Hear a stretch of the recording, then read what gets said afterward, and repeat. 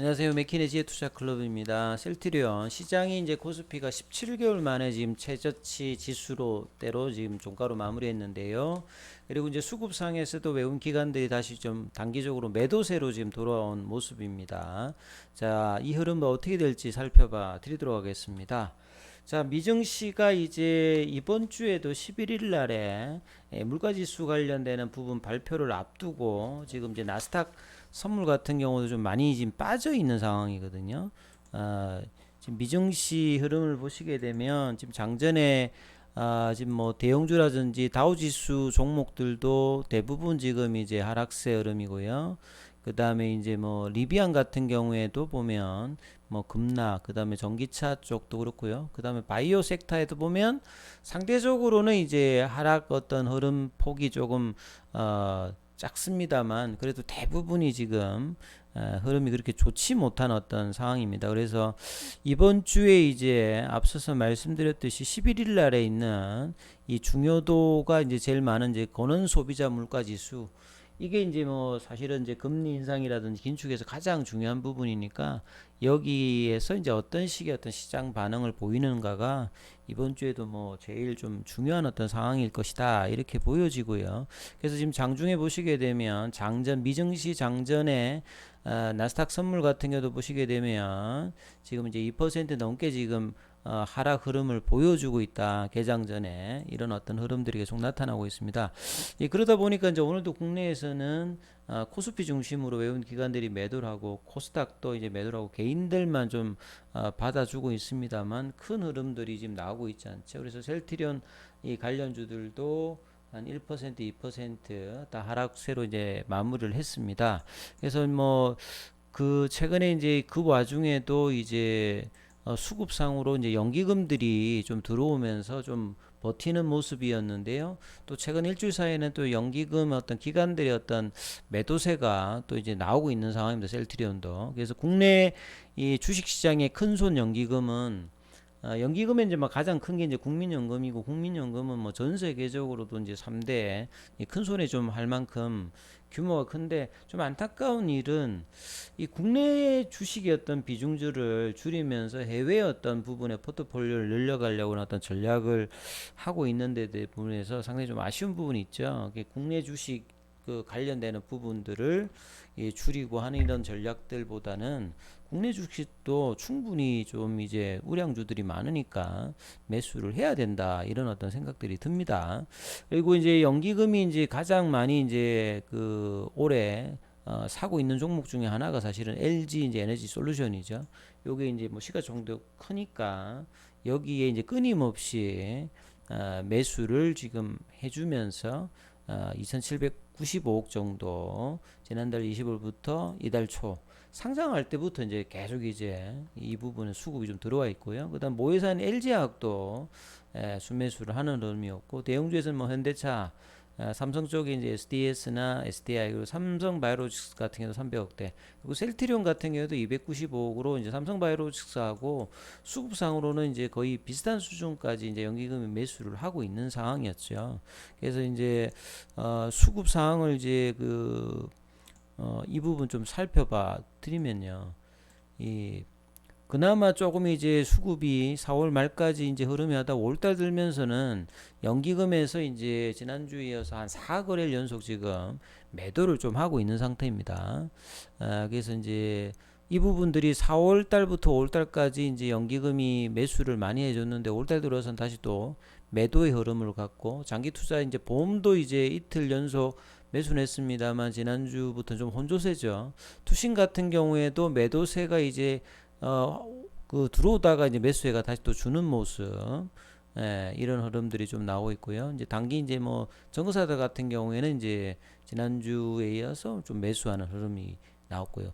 외국인들 같은 경우는 이제 현물에서 좀 파는 흐름들이 나와 있습니다. 수급상으로. 그러니까 수급이 좀 단기적으로 좀 꼬여 있는 어떤 흐름들이 나와 있는 이제 셀트리온이다. 다시 그렇게 봐야 되겠죠. 그리고 이제 사실은 이제 이 엔데믹 상황이 되면 2년 동안에 이 학회 모멘텀이 상당히 좀 중요한데 뭐 온라인상에서 하다 보니까 이 원활하지 못했던 부분들을 올해부터는 이 오프라인 상에서 이제 학회들이 진행되고 있죠. 셀트리온 같은 경우에도 이제 6월 달에 이제 개최되는 이 유라 이 뭐 2012년도에 이제 램시마를 여기에서 이제 공개를 했던 기억이 나는데요. 그래서 2013년도에 이제 EMA 승인을 받기 전에 2012년도 이제 유라에서 이게 유럽 류마티스 학회죠. 미국에서 또 이제 류마티스 학회가 있는데 여기에 이제 매년 거의 셀트리온은 이제 램시마 뭐 램시마 관련된 어떤 적응증 그다음에 뭐 트룩시마라든 이런 것들을 발표를 해왔고 그리고 뭐 2018년도에는 이제 램시마 SC 관련된 임상 발표를 하고 2019년도 그다음에 뭐 2021 작년도에는 이제 그 유플라이마 관련되는 부분들을 했는데 이번에는 이제 덴마크 코펜하겐에서 열리죠. 여기에서 유라가 열리는데 이번에는 이제 램시마 SC 관련되는 부분에 발표를 또 합니다. 그래서 뭐 내용을 좀 그 살펴보면 여기죠. 그래서 6월 달에 열립니다. 6월 달에 이제 6월 1일부터 4일까지 열리는데 셀트리온 관련되는 부분하고 좀 많이 좀 익숙한 어떤 이 학회라고 봐야 되겠죠.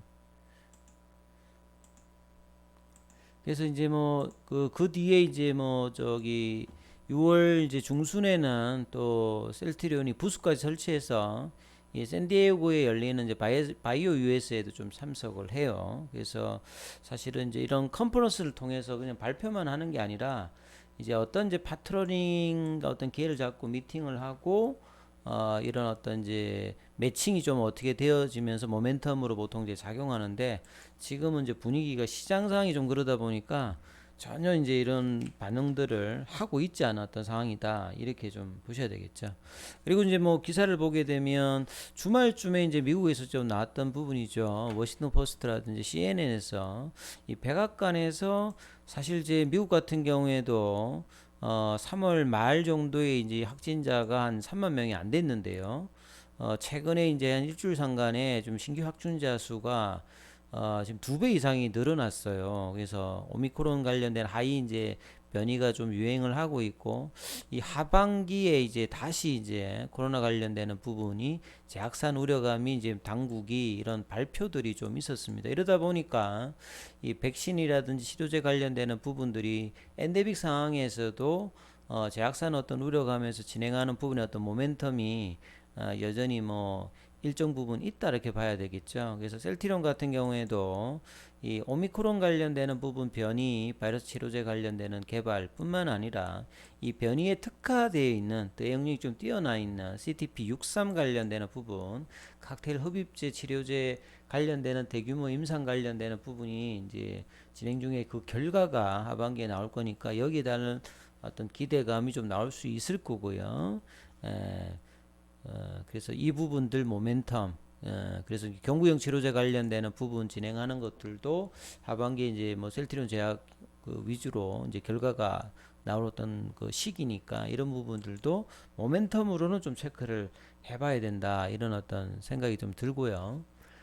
그리고 이제 주말에 이제 뭐 셀트리온 헬스케어 관련해서 하나금융투자 관련되는 뭐 기사 뭐 새로운 기사는 아닌 것 같고 그래서 헬스케어 같은 경우에는 뭐 셀트리온이나 셀트리온 헬스케어의 이제 컨센스가 뭐 상저하고다 이런 어떤 내용들입니다. 레키로나 관련된 어떤 이 기대감은 좀 떨어져 있는 상태에서 이제 올해 메인은 이제 램시마 SC라든지 유플라이마 특히 이제 내년도에 미국 관련된 어떤 진출 이 기대감들이 얼마만큼 셀트리온 헬스케어 입장에서 모멘텀이 되느냐 그리고 이제 올해 하반기 아바스틴 관련되는 부분 요것도 이제 그 하반기 출시였던 기대감 이런 부분들이 있기 때문에 이 상반기 이후에 밸류에이션 대비해서 이제 저가 흐름이 시장 대비해서 좀 나오고 있는 상황이니까 이런 부분들이 이제 일정 모멘텀이 불면은 주가 이제 뭐 중기적으로는 나올 수 있는 어떤 흐름을 봐야 되겠죠.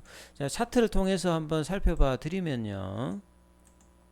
셀트리온 같은 경우 보면 이 이제 4월 말에 앞서서 이제 기관들 매수회가 들어오면서 18만 원 이 이제 블록딜 관련되는 이슈를 좀 메꾸면서 좀 반등의 올달이 될 수 있지 않을까 하다가 이제 시장이 뭐 이 자이언트 스텝 우려감 그리고 물가 계속 이제 이런 부분들이 되면서 5월달 되면서 다시 또 이제 주가가 하락 조정을 일주일 정도 지금 해주고 있습니다. 아직 이제 이 양봉을 완벽하게 깨진 않았는데요. 이 파라볼릭자 어떤 전환과 좁은 어떤 이 볼린저 밴드에서 거래량이 좀 제한적인 상태에서 계속 이제 주가 등락을 보여주면서 주가가 어느덧 이제 16만 5천 원 시간에도 좀 0.91 1,500 정도 빠졌죠. 공매도 관련되는 부분은 5.85니까 크게 많이 늘어났진 않는데 현물에서 이제 외국인들 매도, 기관도 매도, 개인들만 좀 받아주면서 셀트리온 2.65, 셀트리온 헬스케어가 1.67, 셀트리온 제약이 2.5 정도 하락세 흐름을 보여주면서 전반적으로 좀 부진한 흐름을 보여주고 있습니다. 아무튼 이번 주까지도 시장 변동성이 좀 커지고 있는 상황인데요. 이 저평가 밸류에이션 이 부분들과 이 부분이 나타나기 위해서 시장이 좀 안정화되어야 되는 상황이고 단기적으로는 이 이제 하락갭을 아직은 메꾸다가 다시 내려왔기 때문에 이 부분이 좀 아쉬운데요. 그래서 17만 원대 어떤 반등 흐르면서 이번 주에 어떤 흐름이 어떻게 나타나는지 포인트를 하시면서 투자 대응 전략을 삼으셔야 될 것 같습니다. 여기까지 하겠습니다.